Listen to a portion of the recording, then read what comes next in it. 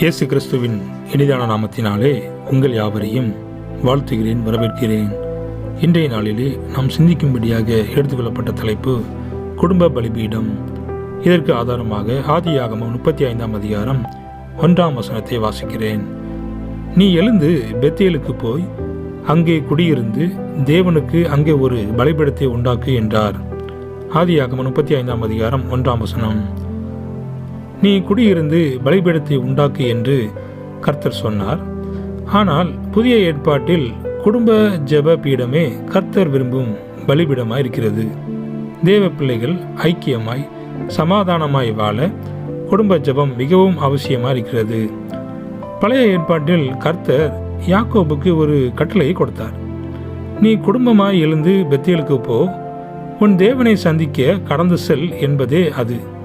குடும்பமாய் அவருக்கு பலி செலுத்தும் போது அவர் அங்கே உங்களுக்காக காத்து கொண்டிருக்கிறார் என்பதே இதன் அர்த்தம். குடும்ப ஜெபம் இல்லாத வீடு எத்தனை பெரியதாய் அலங்காரமாய் இருந்தாலும் அது வீடாக இருப்பதில்லை.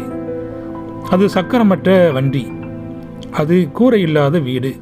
அநேக குடும்பங்களில் காணப்படும் தொல்லைக்கும் சண்டை சச்சரவுகளுக்கும் சந்தேகங்களுக்கும் மூல காரணம் குடும்ப ஜெபம் இல்லாததுதான்.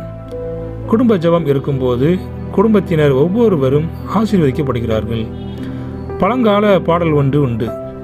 வரப்பு உயர நீர் உயரும், நீர் உயர நெல் உயரும், நெல் உயர குடி உயரும், குடி உயர கோன் உயரும் என்பதே அந்த பாடல்.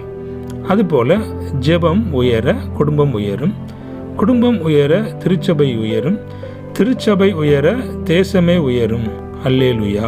ஒரு முறை ஒரு ஊழியர் சொன்னார், இந்திய தேசத்தின் தலைமை பீடம் டில்லி அல்ல, அது குடும்ப ஆராதனை நடைபெறும் வீடுகளில் தான் இருக்கிறது. இது எத்தனை உண்மையானது. ஒரு இளம் வாலிபர் ஒருவர் ஒரு பெரிய சபையின் போதகராய் நியமிக்கப்பட்டார்.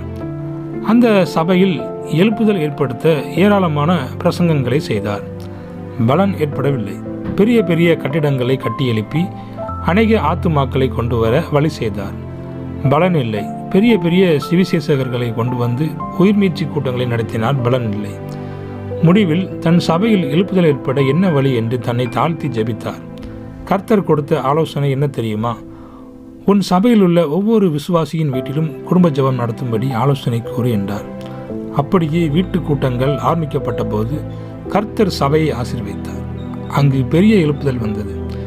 பெற்றோர் பிள்ளைகளுக்கு வைத்து போகக்கூடிய செல்வங்களுக்கு எல்லாம் சிறந்த செல்வம் தேவ பக்தியாகும். அதை பிள்ளைகளுக்கு ஊட்டுவதற்கு கிடைக்கும் அரிய வழிதான் குடும்ப ஜெபம்.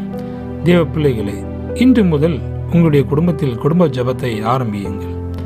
பிள்ளைகளுக்கு வேதம் வாசிக்க கற்றுக் கொடுங்கள். எந்த விதத்திலும் உங்களுடைய குடும்ப பலிபீடம் உடைந்து போய்விடக்கூடாது. ஒருவேளை இடிந்து போயிருந்தால் இன்றைக்கு குடும்ப பலிபீடத்தை மீண்டும் கட்டி எழுப்புவீர்களாக.